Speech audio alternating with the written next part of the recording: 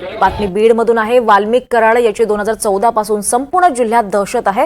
तो सध्या जेलमध्ये असला तरी त्याच्या कार्यकर्त्यांची बीड उपविभागात दहशत कायम असल्याचा जबाब बीडचे उपविभागीय पोलीस अधिकारी विश्वांभर गोल्डे यांच्या जबाबातून उघड झालाय। कराड हा गुंड असल्याचं माहिती असतानाही बीड पोलिसांकडून 2 कर्मचारी देऊन कराडलाच संरक्षण देत होते हे उघड झालंय। गोल्डे यांच्या जबाबामुळे बीड पोलीस सध्या नव्या वादात सापडलेत। सीआयडीचे उपमहानिरीक्षक डॉक्टर बसवराज तेली यांना गोल्डे यांनी 23 फेब्रुवारी 2025 रोजी जबाब दिला होता।